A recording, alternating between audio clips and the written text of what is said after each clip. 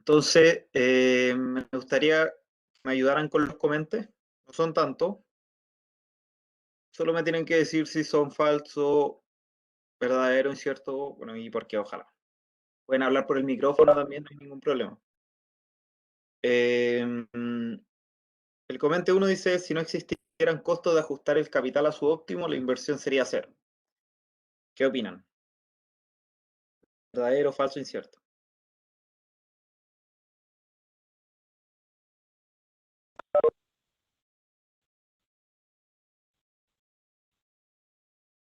Ahora, ayúdame un poco. Y, Sofía, Roberto, Joaquín, Daniel. No son tantos comentarios, así que falso. ¿Por qué falso, Joaquín? ¿Puede ocupar el micrófono igual? No hay problema.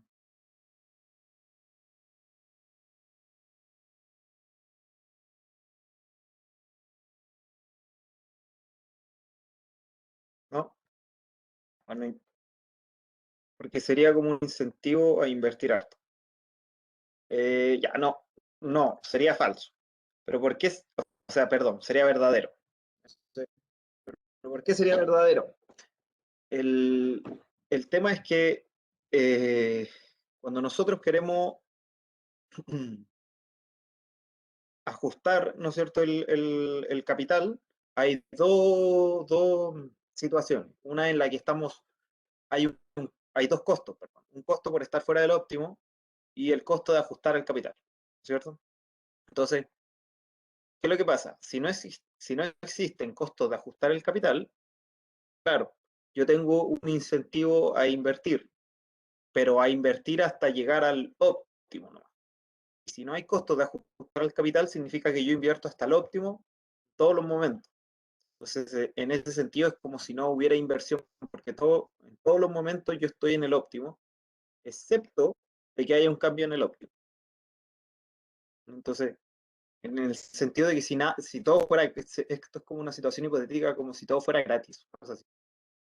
Si fuera gratis, si la cantidad que necesito fuera gratis, siempre tendría la cantidad que necesito. Entonces, si es así, no habría inversión. Que la inversión es como lo extra que voy invirtiendo, valga la redundancia, para llegar al óptimo. Bueno, ese sería el primer comente. Si tienen alguna duda o consulta, por favor me dicen, me paran. El, el comente 2 dice un aumento de los descuentos tributarios a las empresas por sus inversiones. Ejemplo, más depreciación financiado con un aumento de impuestos a las utilidades no tiene ningún efecto sobre la inversión debido a que darles plata con una mano y quitárselas con otra.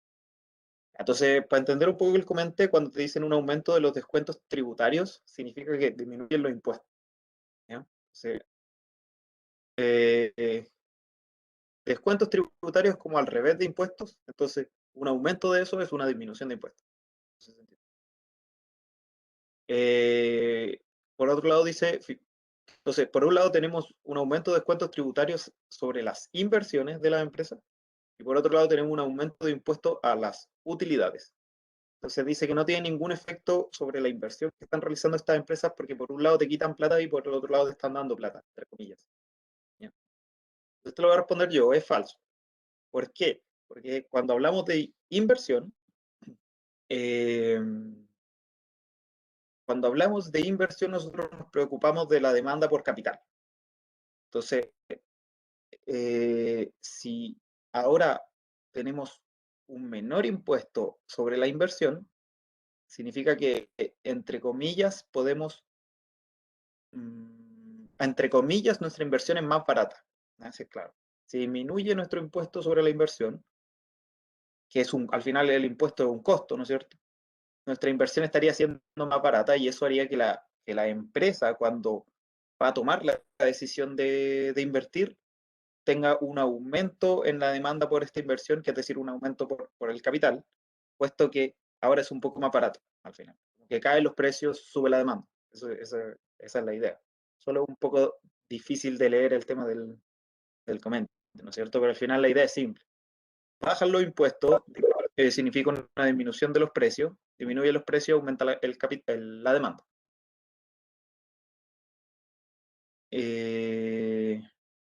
Ya. Y por otro lado está el tema de las utilidades. Entonces, nos están diciendo que le estaban poniendo un impuesto a las utilidades de la empresa.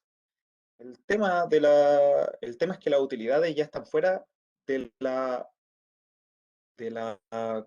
eh,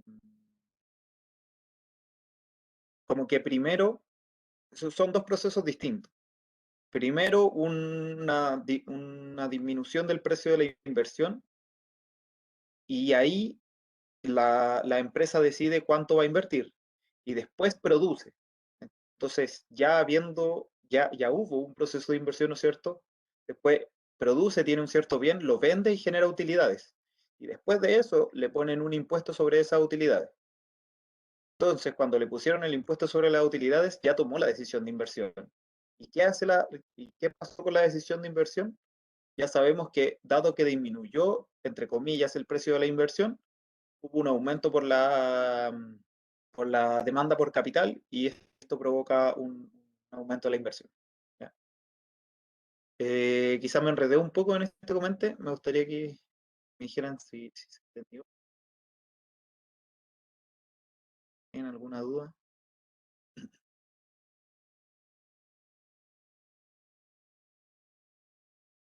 Ya, bacán. Gracias, Sofía.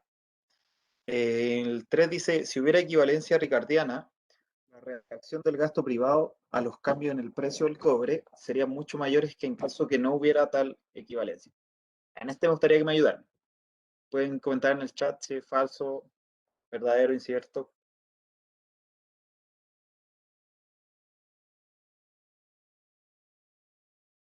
Una pregunta. Vi un aviso de que la profe dijo algo de que canceló una clase. No sé si ya vieron equivalencia ricardiana. Porque si no lo vieron, no tiene sentido que les pregunte. Ya, si lo vieron, Sí, entonces me pueden responder si es verdadero o falso. yo diría que es falso, porque el efecto de lo, es nulo cuando los individuos prevén lo que hizo la medida que se tomó. Entonces su reacción es menor que en el caso de que no hubiera tal equivalencia. No, ahí está ahí. Vamos por parte. Aquí hay mucho escrito, así que quizás mejor si lo saco. Después lo voy a leer. Pero si hay equivalencia ricardiana, los agentes reaccionan a los cambios eh, más que si no hubiera equivalencia ricardiana. A ver, si hubiera la reacción de...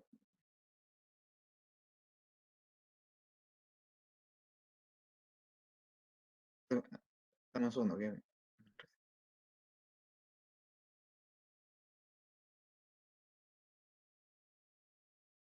Ya. Ya, en en este caso se cumple que la reacción del gasto va a ser menor. Mira, también me estoy enredando un poco en el comentario, perdón. Perdón.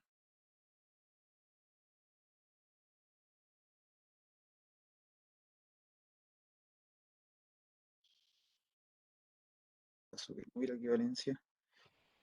Mira, vamos por partes. Si sube el precio del cobre, suben los ingresos como del país. Eso es como el supuesto clásico.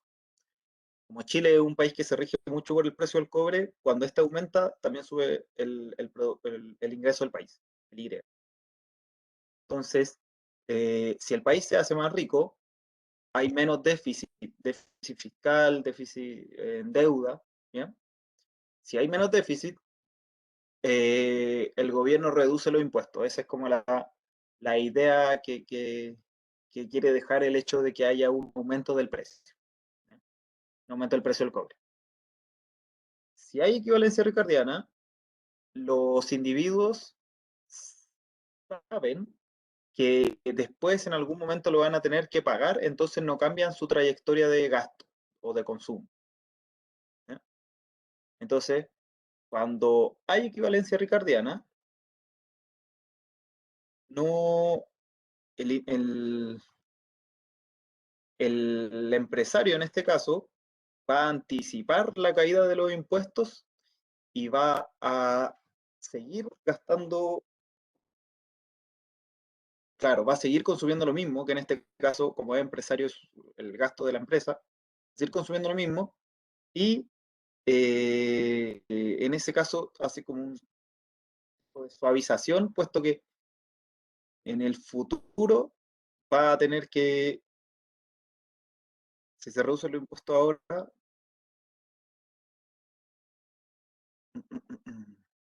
Entonces es falso, ¿no? Porque sí, como es que que si eso estaba pensando igual, que no, no no, va a cambiar, no va a consumir más ni menos, ni va a ahorrar más, porque él sabe lo que va a pasar. sí, O sea, el sí, gasto privado no. sí, estaba pensando exactamente lo mismo y por eso no me hacía sentido igual. Eh, A voy, menos que voy a, suba el precio del cobre como para siempre, que sea permanente, ¿no? ¿cómo? ¿Qué? A menos que sea permanente la subida del precio del cobre y eso puede hacer que sepa que nunca van a volver a subir los impuestos, quizás. Si es que es Mm, permanente. A lo mejor en ese sentido puede ser verdadero, pero y si no, no debería ser verdadero eso.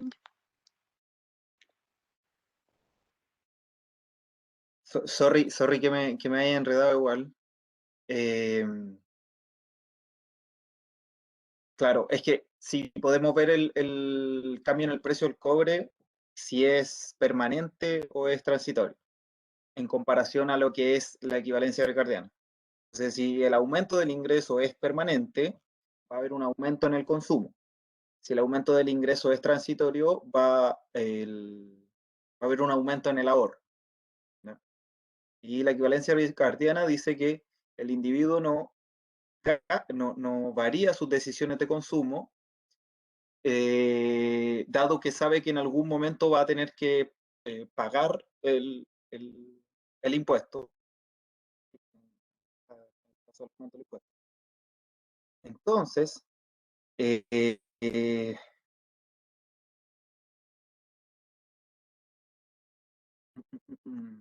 saben que estoy súper enredado con este comente y les pido las disculpas.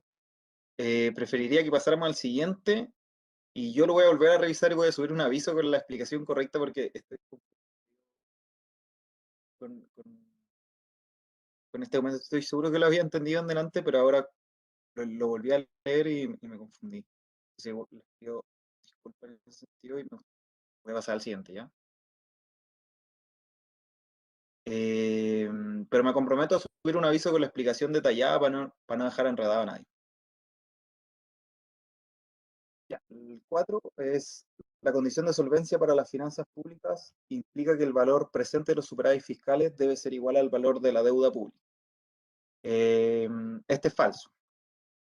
¿Ya? ¿Por qué? Porque la condición de solvencia dice que el valor de la deuda pública tiene que ser igual al valor presente de los superávit primarios.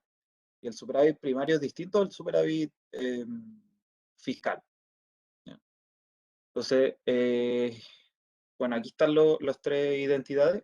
El déficit primario es lo que gasta menos su ingreso, el gasto de gobierno menos los impuestos. El superávit es simplemente el negativo de eso. El déficit global, eh, eh, eh, perdón, claro, el déficit fiscal es lo que gasto más los intereses de la deuda menos los impuestos y el superávit es el negativo de eso. Simple. Pero la condición de solvencia de las finanzas públicas dice que la deuda más sus intereses tiene que ser igual al valor presente del superávit eh, primario, ¿eh? Que al final es la ecuación que tenemos aquí, al final 1 más R, BT, donde BT son las deudas, y el de la derecha es el valor presente de 0 hasta el infinito del superávit primario. ¿Eh? Si no se cumple la condición de solvencia, entramos en un esquema de Ponzi y el país no puede pagar sus deudas, cae en default.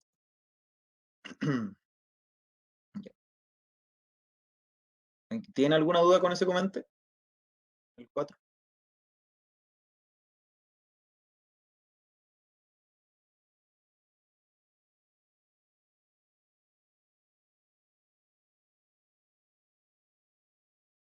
¿No?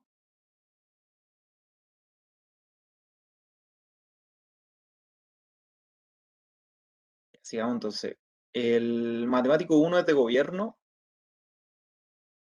Dice, considera un individuo que vive dos periodos y que su utilidad es tal que siempre quiere tener el mismo consumo en ambos periodos. ¿Ya? Entonces, el individuo suaviza consumo. Siempre quiere tener el mismo consumo.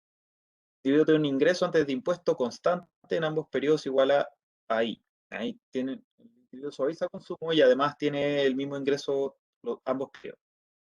Y ahora tenemos un gobierno que dura 3 periodos, donde gasta, donde su gasto de gobierno es G y es constante en cada uno de los 3 periodos, y los impuestos son T1, T2, T3, y la tasa de interés es R.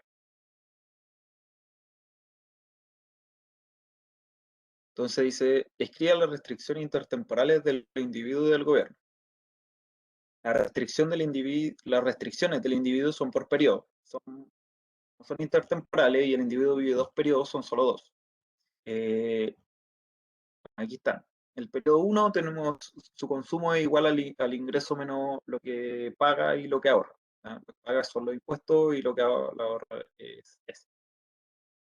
No, este es las restricciones clásicas del individuo que te llevan a esa, cuando yo la igualo, ¿no es cierto? Me llevan a esta expresión. La única diferencia es que ahora estamos considerando impuestos. Y si consideramos impuestos, nos queda de esta forma, menos T1 y menos T2. ¿No? Esa es la restricción intertemporal del individuo. Las del gobierno, por otra parte, son menos usuales, entre comillas. Entonces tenemos la deuda, que va a ser igual al gasto menos los ingresos, ¿ya? Sea en el periodo 1. En el periodo 2 es la variación de la deuda y, bueno, lo que gasta más la deuda nueva, o sea, los intereses de la deuda, perdón, menos el ingreso que recibe, que son los impuestos. Eh, eh, bueno, aquí haciendo un despeje, podemos despejar BT. Si despejamos BT y factorizamos por BT, nos va a quedar 1 más R por BT y toda esta expresión de la derecha. En el final simplemente despejé BT desde acá, desde el periodo 2. Y por último, la tercera restricción es la siguiente. 1 más R por BT más 1 igual a T3 menos G ya por BT más 2, que es la misma que está acá arriba, pero llevada a un periodo adelante. Entonces, la restricción en el periodo 3 se puede escribir de esta forma, o también la podríamos haber escrito de esta forma de acá, donde puse periodo 2, BT más 1 menos BT. Adelantando todo un periodo, podría haber encontrado también la restricción intertemporal del periodo 3. La única particularidad aquí es que BT más 2 es 0. ¿Por qué? Porque el gobierno solo vive 3 periodos. Entonces, como vive 3 periodos, no puede acumular una deuda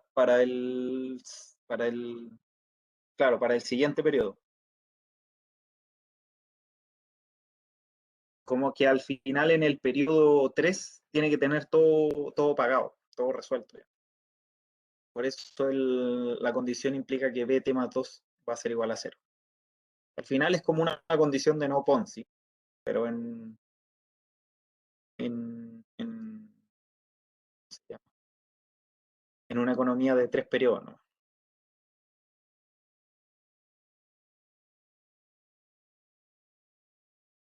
Sí, sí. Ya, entonces agarramos estas 3 restricciones intertemporales y queremos unificarlas como lo hacemos con el caso anterior, ¿no es cierto? Queremos encontrar algo así, más o menos. Como I más I1 partido en 1 más R. El valor presente del ingreso igual al valor presente del consumo. Queremos hacer algo similar, pero para la restricción intertemporal del gobierno. Entonces, ¿qué vamos a hacer? Entonces agarramos las primeras 2 restricciones que teníamos y las igualamos a través de BT. se roba un poco. PT es igual a G menos T1 y acá por el otro lado tenemos también 1 más R por PT. Entonces lo igualamos. Si lo igualamos encontramos esta expresión de acá. Yo reemplacé el BT, ¿no? Y pasé dividiendo el 1 más R y nos da, y luego podemos despejar BT más 1. ¿Ya? Si despejamos encontramos la ecuación número 1, me parece. Simplemente un poco de álgebra y llegamos a eso. Si ocupamos la ecuación 1 que encontramos y le reemplazamos la restricción para el periodo 3, reemplazando aquí pt más 1, vamos a encontrar esta expresión de acá. Entonces, al final, dentro de la ecuación 1 que encontramos, simplemente hay que reemplazar esta de acá, la restricción para el periodo 3. Es pt más 1, pasamos dividiendo 1 más r, y encontramos finalmente esta expresión que es el valor presente del gasto es igual al valor presente del ingreso. ¿Ya? Que es la misma intuición al final que la de restricción intertemporal del individuo. Ya, esa era relativamente simple. Ahora, suponga que el gobierno decide tener impuestos constantes. Aquí debería decir constantes e iguales. ¿Ya? ¿Cuántos son los impuestos que debe cobrar por periodo? ¿Cuál es el consumo del individuo en cada periodo y el ahorro en uno? Entonces, primero calculamos los impuestos. Entonces, como el enunciado dice que quiere tener impuestos constantes e iguales, T1 va a ser igual a T2 y a T3, ¿ya? Y si el gobierno quiere gastar G en cada periodo, entonces en cada periodo también tiene que cobrar G al final. ¿Ya? Y eso lo decían en el enunciado al principio. Acá. Un gobierno que dura 3 periodos y quiere gastar G constante en cada uno de los 3 periodos. Entonces quiere gastar G en cada uno de los periodos y también quiere tener impuestos iguales y constantes. Entonces el único resultado posible es que todos los impuestos sean iguales a lo que estáis gastando en cada periodo. ¿Sí? Y eso después lo ajusta intertemporalmente la restricción presupuestaria intertemporal del gobierno. Entonces el consumo es igual al ingreso menos lo que gasto, ¿cierto? Que es el impuesto que estoy pagando y lo que estoy ahorrando. O sea, claro. Y sabemos que el impuesto al periodo 1 es igual al gasto de gobierno, por lo tanto es G.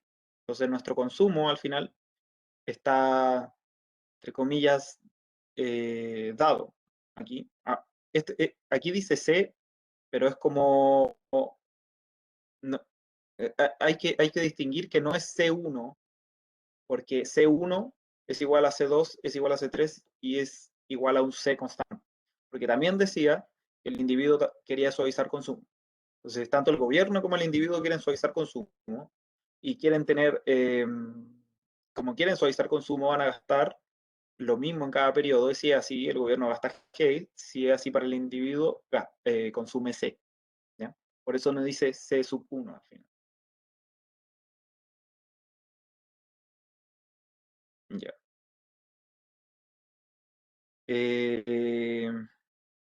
Bueno, el consumo del ingreso es constante en cada periodo, sí, no tiene sentido. Dice 3. Suponga que el gobierno tiene, antes de seguir, ¿tiene alguna duda? Pregunta.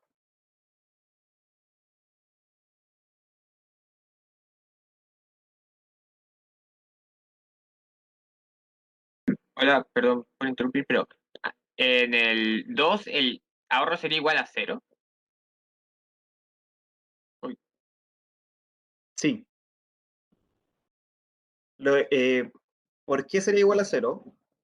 Porque tanto el individuo como el gobierno quieren gastar siempre lo mismo y ambos están como en función de I. Al final la variable exógena, por así decirlo, en este modelo, en este matemático, sería tu ingreso, Y.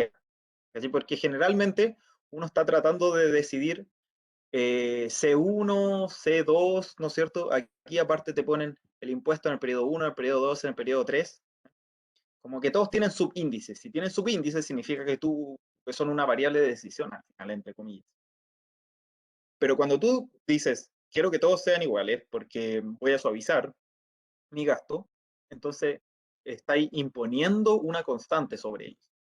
No sabéis cuál es, porque no le he entregado valores al ejercicio, pero sabéis que es una constante. Y si es una constante, lo que gasta tanto el gobierno como lo que gasta el individuo, y estamos todos en función de una misma variable exógena, que esta variable exógena al final es el ingreso, porque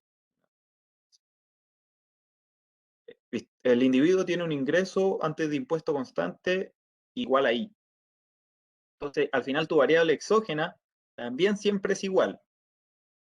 Entonces, para yo consumir lo mismo, si yo como individuo quiero siempre consumir lo mismo, significa que en cada periodo tengo que tener al final como las mismas variables. Y si yo empezara como a cambiar las variables, en un periodo consumiría más, en otro periodo consumiría menos, y sería lo mismo para el gobierno. Entonces al final, como ambos quieren suavizar consumo, suavizar gasto, no alcanzáis a ahorrar nada porque en todos los periodos queréis consumir lo mismo. ¿Sí? Pero es un caso súper extremo donde como que todo quieren suavizar. No sé si se entiende. Como que si yo pasara ahorro para otro periodo, mi consumo sería distinto a C, y yo quiero que C sea igual en todos los periodos.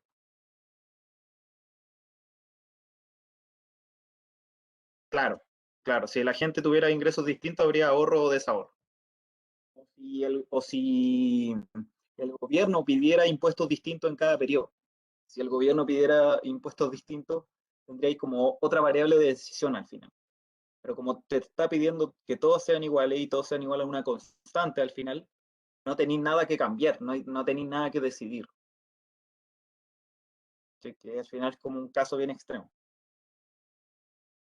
No sé si ahora se entiende un poco más.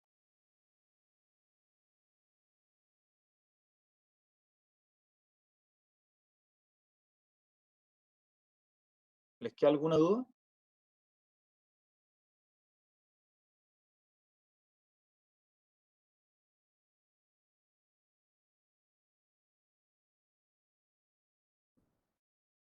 Ya, bacán.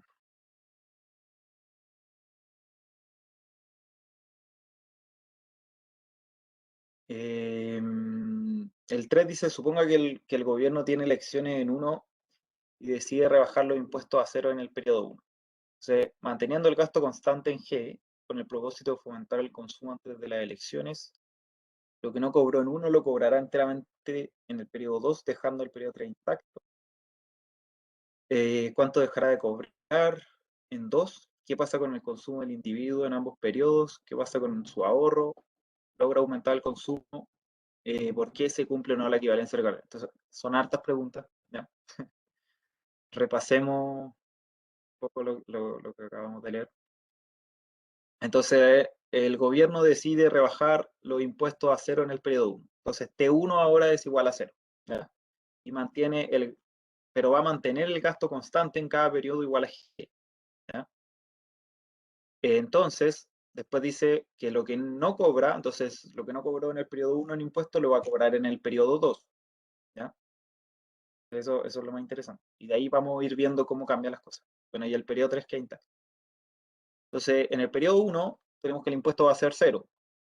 Y como queremos cobrar este impuesto en el siguiente periodo, y además sabemos que el gobierno siempre quiere gastar G, entonces en el periodo 2, bueno, aquí yo cobraría T1 por 1 más R, ¿ya? Pero como T1 es 0 en el primer periodo y queremos cobrarlo en el periodo 2, lo llevamos un periodo adelante. Por eso lo multiplicamos por 1 más R. Como queremos siempre, y el gobierno siempre quiere suavizar consumo, siempre quiere gastar G, entonces este impuesto va a ser G al final. Igual lo del impuesto, para volver un poco a la discusión anterior, tiene mucho más sentido cuando, cuando pensamos en que los individuos se van a morir o que el mundo se acaba, ¿no? Porque al final, si yo, eh, si se acaba el mundo, quiero consumir todo mi ingreso al final.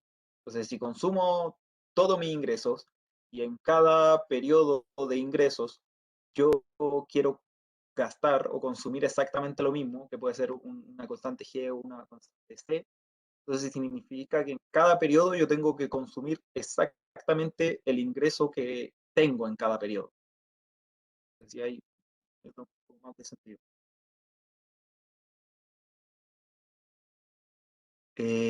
Ya. Entonces, el impuesto en el periodo 2 va a ser G por 1 más R, que al final es lo que cobraría en el periodo 1 llevado al tiempo 2, y en el tiempo 3 cobra exactamente lo mismo, decía, se mantiene intacto. Entonces, ahora podemos ver cómo va a cambiar la restricción. Entonces, por el lado de la restricción del individuo, vamos a tener, bueno, esta era la restricción, y si reemplazamos T2, ¿ya? Nos va a dar G por 2 más R, que al final es lo mismo está acá arriba, ¿no es cierto? G más RG más G, 2G, claro, 2G más RG. Entonces te da esto factorizado. El T1 lo borramos, ¿ya? No le puse como una rayita de cancelar, pero es 0. El T1 es 0, factorizamos acá y encontramos esta relación de acá. Es súper simple de encontrar. Tenéis que igualar los denominadores con las variables que son iguales, C, I y G. Y ahí encontré esta expresión. Y si se dan cuenta, C, I y G están multiplicadas por los mismos valores. Están multiplicados por los mismos valores, podemos simplificar todo eso. Creo que no hace falta.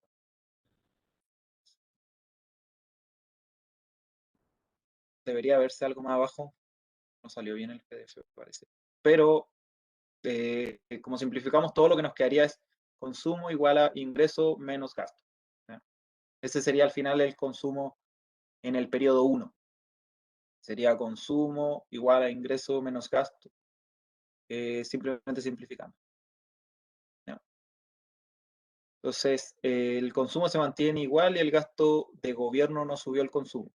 Porque, volvamos atrás. Recuerden que en la alternativa anterior dijimos que el consumo iba a ser ingreso menos gasto, pero que el ahorro iba a ser 0.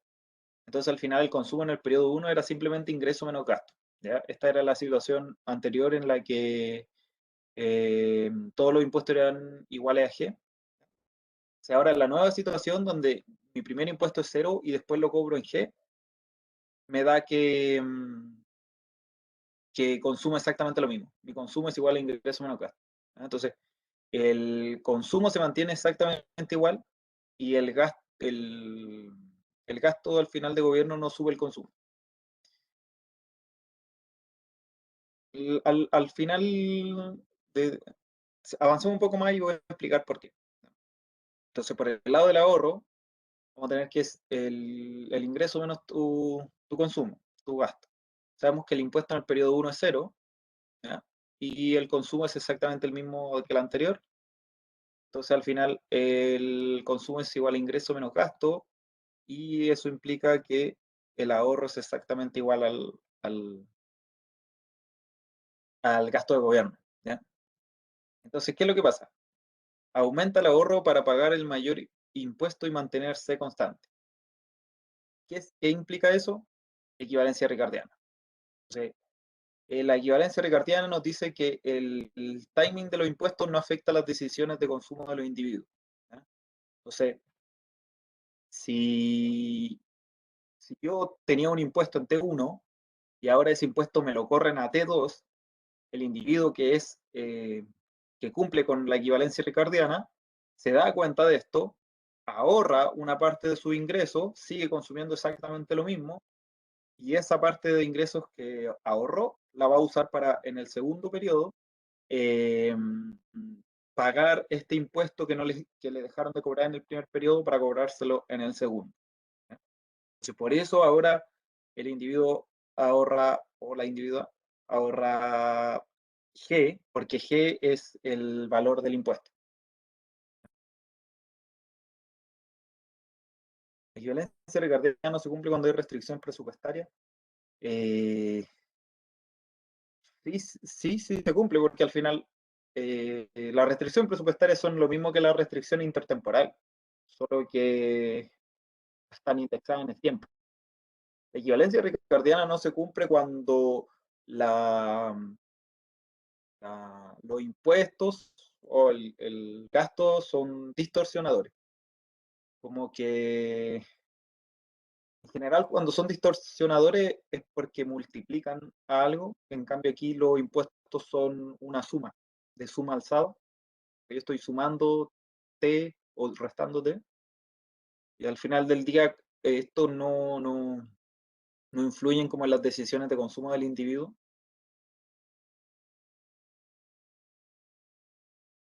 Y me gustaría, denme un segundo que se me va a descargar el notebook.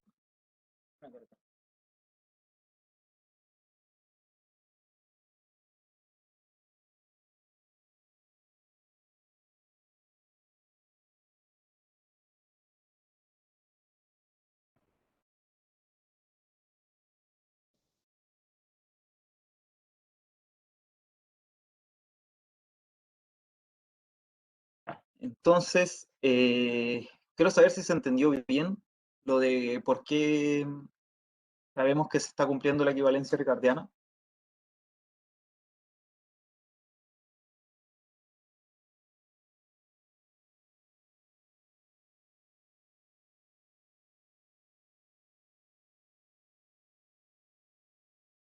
¿Tienen alguna duda?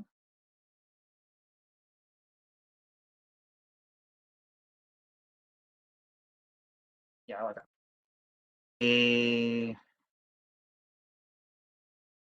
Podríamos volver a... Ah, no, todavía no he terminado el matemático. Queda un poco. Pensé que lo había terminado. Ya, entonces el 4 dice, suponga ahora que el gobierno decide bajar los impuestos en 1 y en 2 a 0 y va a cobrar todo en 3, manteniendo el gasto constante en G.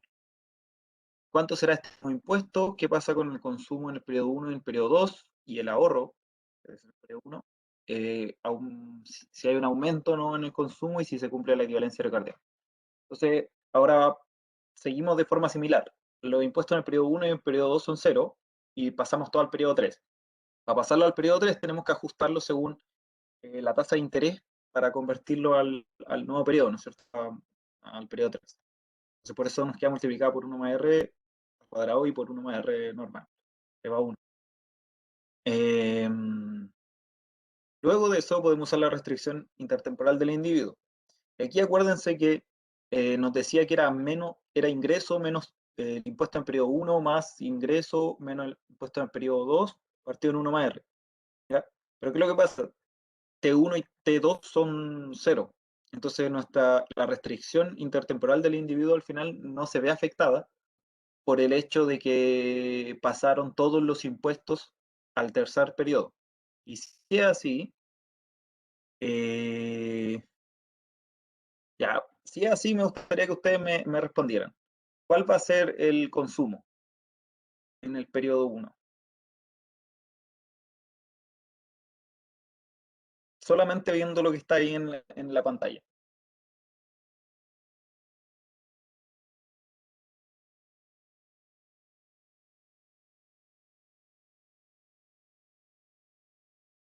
¿Se les ocurre?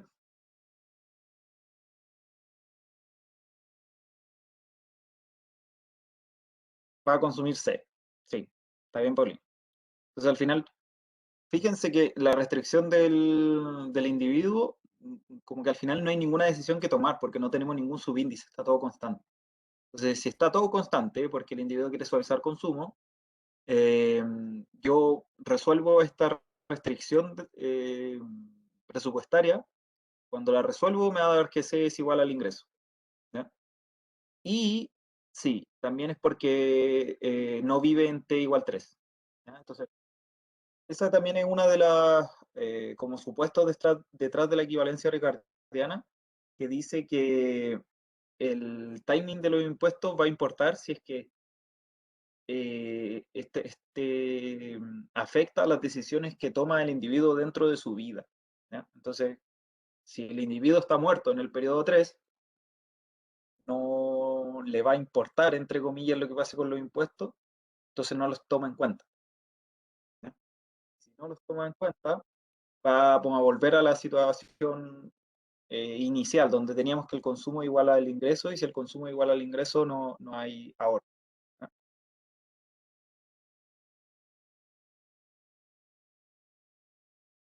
Claro.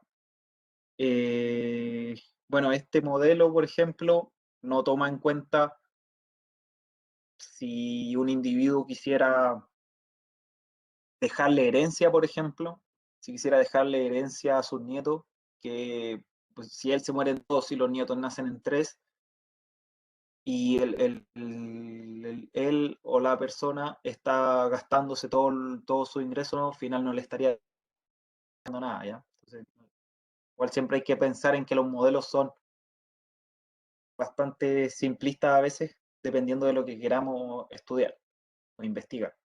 En este caso no nos serviría para ese concepto de herencia o o de dejarle, ¿cachai? A los hijos o hijas. Entonces, ahora la 5 dice, supongo ahora que el gobierno aumenta el gasto a G0 en cada periodo financiado con impuestos constantes, donde G0 es mayor a G. ¿Qué pasa con el consumo en ambos periodos? ¿Se cumple la equivalencia ricardiana? Entonces suponemos el mismo caso que en 2, ¿ya? Aquí no está esa situación en la que yo paso los impuestos de los primeros periodos a los periodos siguientes. Simplemente todos los impuestos son igual a G, porque el gobierno quiere suavizar su gasto. ¿Ya? Entonces, si pasa eso, el consumo iba a ser simplemente el ingreso menos lo que tenía que pagar en impuestos. Lo que tenía que pagar en impuestos en este caso ahora es sub 0, ¿ya? Un poco más alto que G. ¿Y cuál es la diferencia? Es que la equivalencia ricardiana al final se va a seguir cumpliendo, entre comillas, porque al individuo no le importa cuál es el nivel de gasto. ¿Cachai? Bueno, para que se entienda un poco mejor, este C al final, el C constante, en valores numéricos, no es exactamente igual al C, y aquí yo al final estoy abusando de la notación, no es exactamente igual al C de la alternativa 2. ¿Ya? Por ejemplo, el de la alternativa 2 puede ser 20, y acá, dado que G sub 0 es mayor a G, este C podría ser 18, 19, 17, cualquiera que sea estrictamente menor, ¿ya? Porque G sub 0 es estrictamente mayor. Entonces, claro, quizás se podrían confundir un poco porque abuso de la notación, pongo C otra vez y el ingreso es exactamente igual, ese no debe haber cambiado.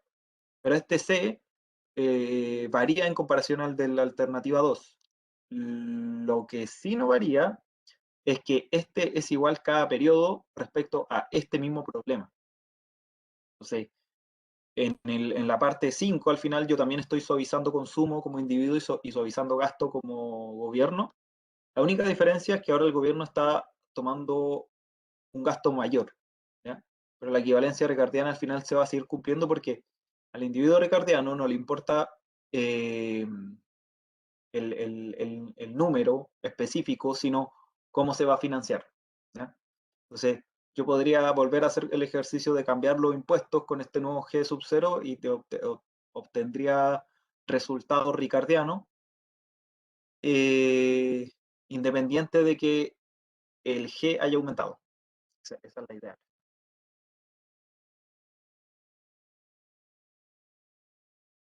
¿Les quedó alguna duda con este matemático? ¿Una pregunta?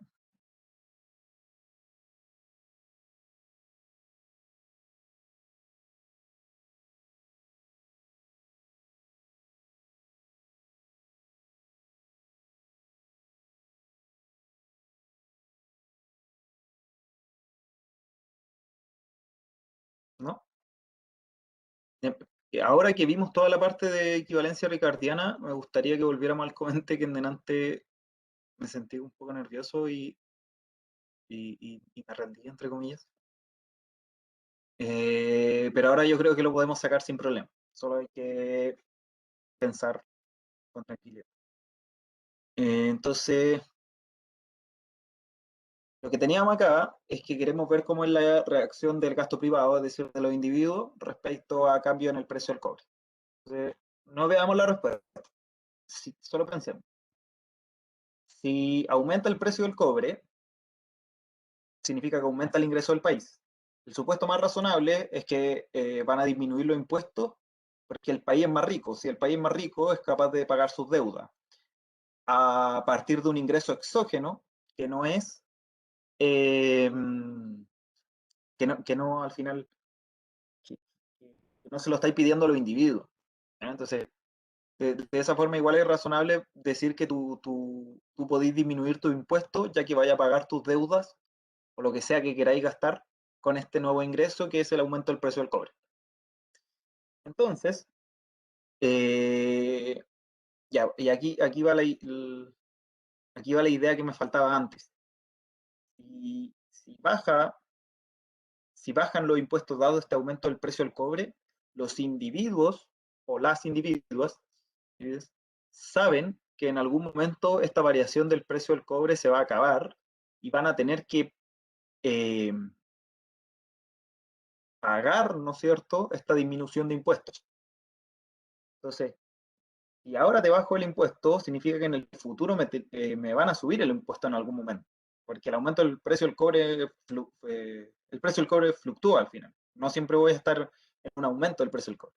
Entonces, si me bajan el impuesto ahora, en el futuro me tienen que subir el impuesto. Y si es así, y yo soy un individuo o individua ricardiana, quiero consumir exactamente lo mismo que he consumido anteriormente, pero tengo que ahorrar. ¿Por qué tengo que ahorrar? Porque en el futuro me van a subir los impuestos. Entonces, bueno, esa es como la idea ricardiana. ¿Ya? Yo quiero suavizar mi consumo, quiero consumir siempre lo mismo, por lo tanto, ahorro ahora para pagar el aumento de impuestos que se viene después, dado que después no va a haber como este boom del cobre. ¿Ya?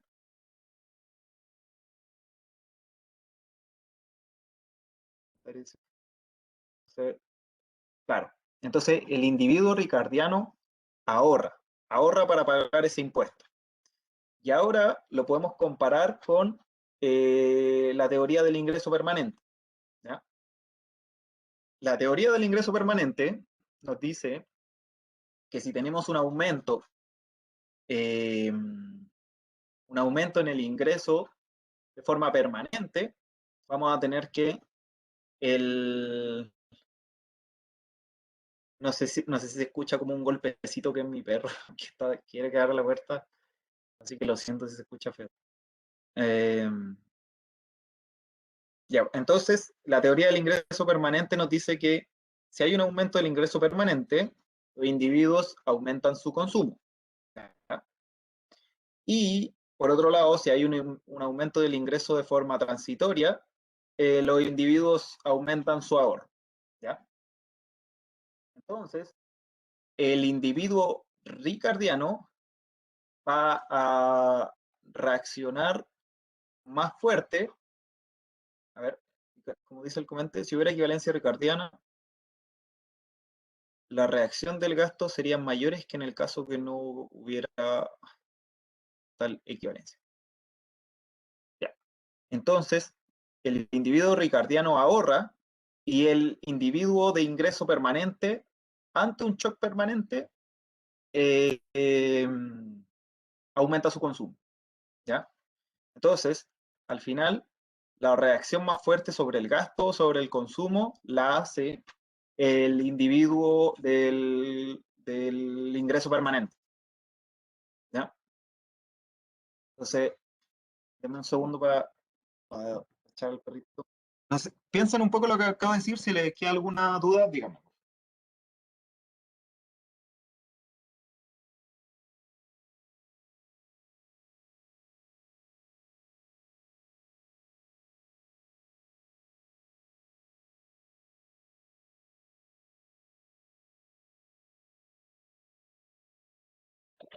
Ahora sí. Ya, lo puedo repetir. Sí. Entonces, creo que la parte del individuo ricardiano quedó clara. El individuo ricardiano ahorra ahora porque sabe que en algún momento van a subir los impuestos. ¿Ya? Entonces, aumenta un poco su ahorro, pero nunca varía su consumo. El individuo ricardiano lo deja siempre igual. El que cambia su consumo es el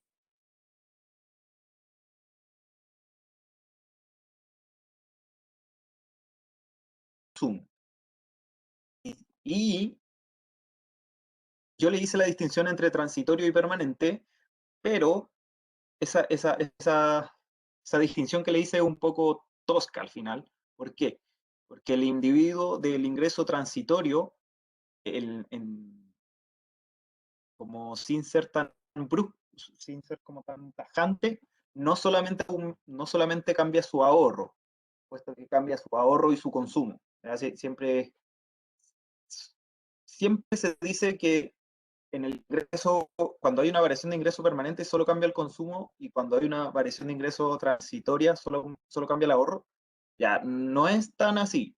Cuando hay una variación del ingreso transitoria, cambia tanto el ahorro como el consumo, pero la variación que tiene el consumo es pequeña, que en general se desestima. Es tan pequeña que en general se desestima.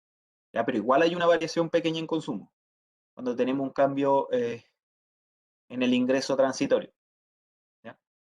Entonces, al final, lo que les trato de decir es que el individuo del ingreso tránsito, de la teoría de ingreso permanente, sí cambia su consumo en distintas variaciones dependiendo de cómo se toma el shock. ¿Ya? Pero el individuo ricardiano no varía el consumo, puesto que sabe que en algún momento va a aumentar el impuesto y lo va a tener que pagar. Entonces lo que hace es variar su ahorro. ¿Ya? Creo que ahora debería haber quedado mucho más claro.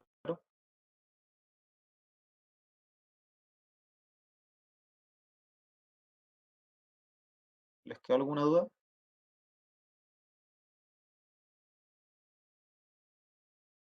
Entonces al Ya, final, entonces, ¿cómo? mi Perdón. pregunta es simplemente si en la prueba, por ejemplo, apareciera un comentario así, tendría que especificar si es permanente o transitorio, ¿no? Porque cambia la respuesta.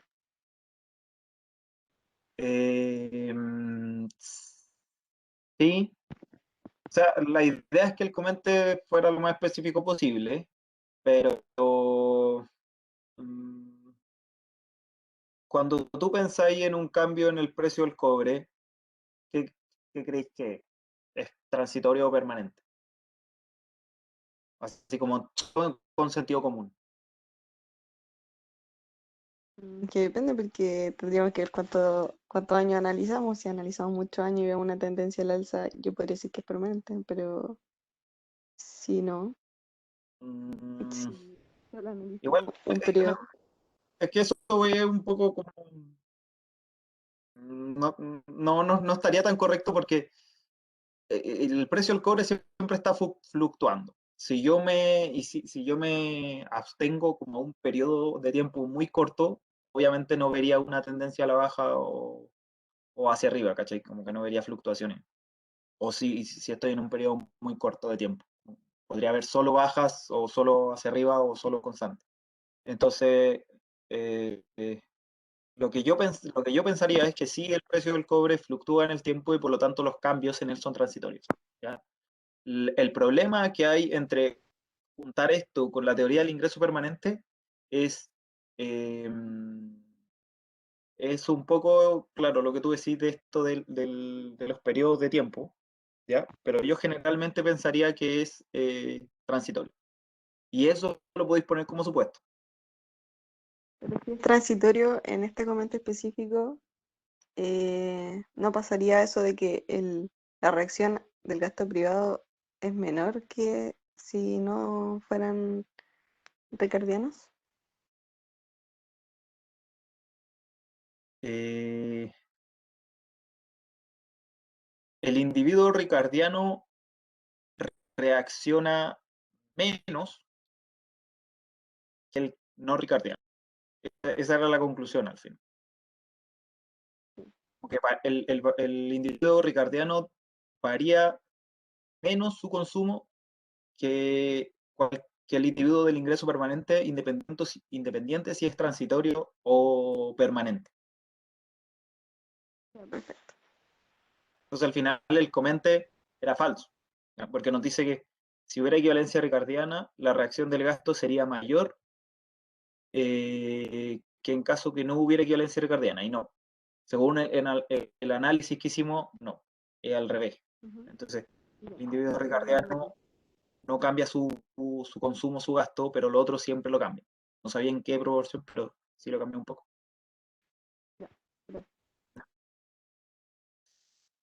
Ya, bueno, entonces ese era el comente, lo pudimos superar.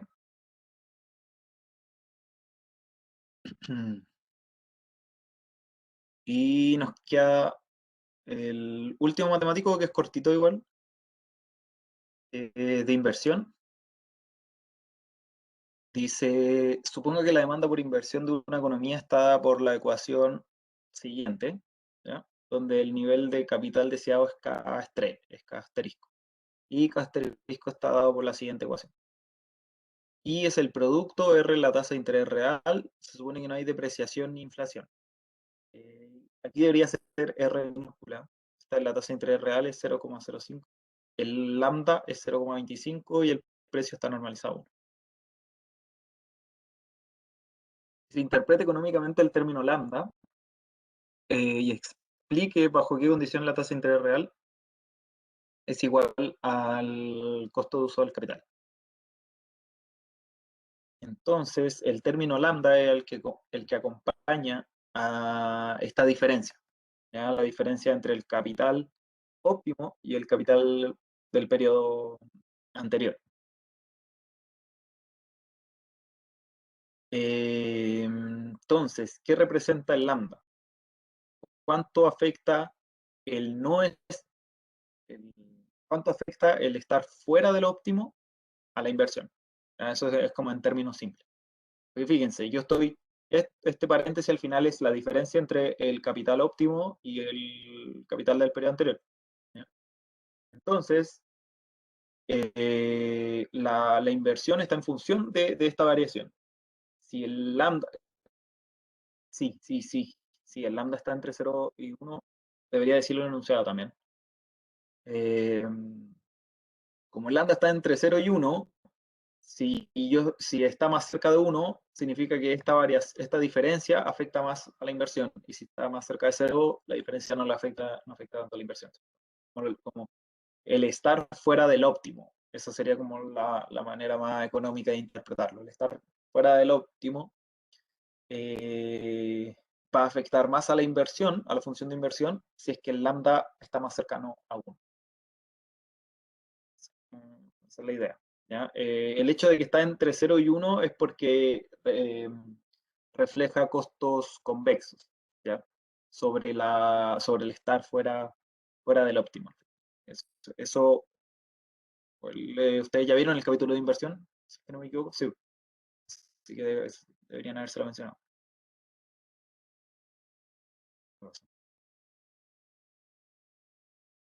Ahí sí. Y la siguiente pregunta era, explique bajo qué condiciones la tasa de interés real es igual al costo de uso del capital. Entonces,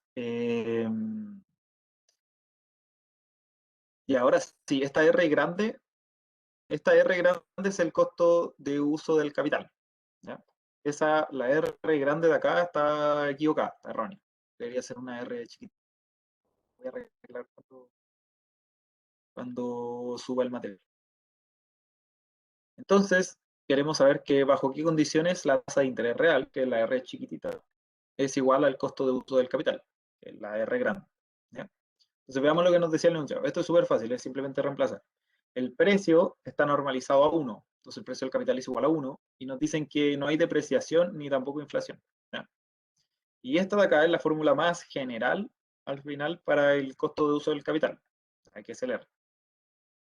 Entonces sabemos que PK, que el precio del capital es igual a 1, está normalizado. Sabemos que no hay depreciación, por lo tanto delta es 0. Sabemos que no hay inflación, por lo tanto pi es 0.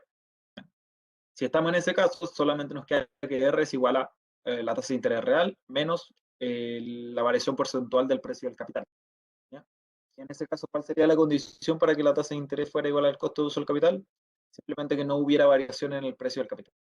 Si no hay variación en el precio del capital, significa que este delta PK es 0, y si es 0, con todos los otros supuestos del enunciado, nos quedaría que R mayúscula es igual a R minúscula.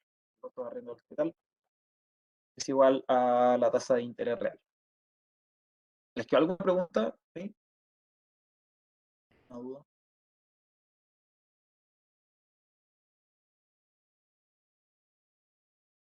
¿No?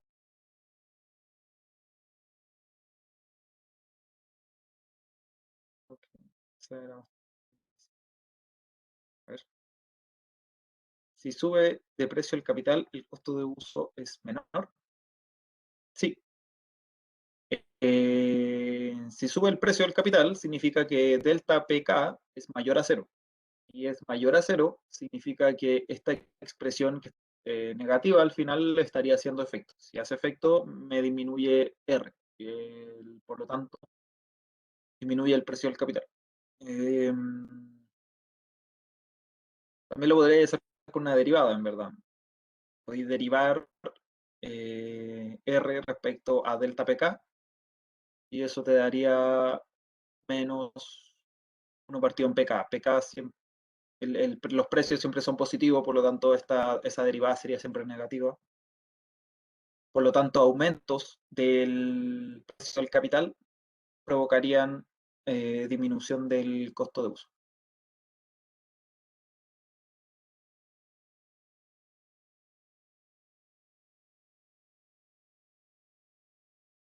Ya, entonces, calcula el nivel de inversión del año 1 si el producto de ese año es 400 y el stock de capital del periodo anterior es 400. Entonces nos dan los valores al final. El producto es el Y mayúscula, dicen que es 400, y el stock de capital del periodo anterior, es decir, KT es igual a 400. Entonces la fórmula era la que teníamos acá, el capital deseado, el capital óptimo es 0,1 por el producto partido de la tasa de interés. Sabemos que la tasa de interés es 0,05 y nos dijeron que el producto era 400. Entonces simplemente reemplazamos y nos va a dar el capital óptimo o deseado. Pero nosotros queremos calcular la inversión y la inversión está en función del capital óptimo. Por lo tanto, lo reemplazamos. Sabemos que el lambda era 0,25 y el capital óptimo que obtuvimos 800 y el producto, perdón, el stock de capital del periodo anterior es 400, que es lo que aparece en el enunciado. 800 menos 400 por 0,25 te da igual a 100. 400 por 4. Y por lo tanto la inversión en este problema sería simplemente 100. ¿Ya? Eso en esta parte no es muy interesante, simplemente había que reemplazar. Lo más interesante es la siguiente. Entonces dice, suponga ahora que debido a un avance tecnológico, el valor de lambda aumenta al doble. ¿Cómo cambia su respuesta en comparación a la parte anterior? Entonces, tenemos que lambda aumenta al doble, si era 0,25, ahora es 0,5. Lambda no afectaba la ecuación del capital óptimo, por lo tanto, simplemente nos pasamos a la de la inversión. Ya sabemos cuál es el capital óptimo, 800, y hacemos que varíe el 0,25 a 0,5. Y eso nos da un aumento de la inversión. ¿Ya? Entonces ahora está la parte interesante de alguna intuición económica acerca de por qué no tenemos la misma respuesta cuando varía el lambda. ¿Ya? Obviamente sabemos que aumentó la inversión, pero queremos interpretarlo económicamente. ¿Ya? Eso es lo que nos interesa. Y ya habíamos dicho que la variación del lambda era o cuánto afecta el estar fuera del óptimo a la función de inversión. Entonces, ahí podemos valernos de eso para la intuición económica. Entonces, el lambda indica que el costo de estar lejos del óptimo es mayor en proporción el costo de aumentar el capital. Entonces, si yo tenía un lambda 0.25 y ahora aumenta 0.5, significa que el estar fuera del óptimo, el hecho de estar fuera del óptimo ahora afecta más, ¿ya? Afecta más a la empresa. Entonces, ¿qué es lo que hace? Que la inversión aumente. ¿Por qué? Porque si yo estaba en una situación, no sé, por decirle, yo estaba a cierta distancia del óptimo. Estaba a cierta distancia del óptimo y por un shock tecnológico, yo ahora el estar fuera de ese óptimo, el estar a esa distancia de ese óptimo, me está saliendo más caro. Esa al final es la idea. Cuando aumenta el lambda, significa que el estar fuera del óptimo me está saliendo más caro. Y si me está saliendo más caro, significa que yo quiero estar más cerca del óptimo para disminuir esos costos. ¿Y cómo yo me acerco al óptimo? Invirtiendo. Y de esa forma es que se traduce la intuición económica a que la inversión vaya de 100 a 200. Porque el cambio en numérico es súper simple, ¿cierto? Cambiamos el 0.25 por el 0.5. Pero la intuición es otra cosa. La intuición es la que les acabo de mencionar. ¿Les quedó alguna pregunta, duda, consulta? Esa era la última parte de la ayudantía.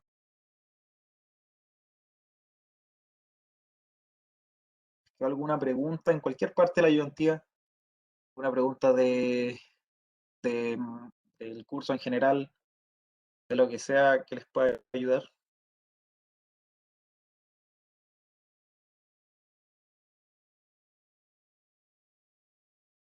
Sí, no.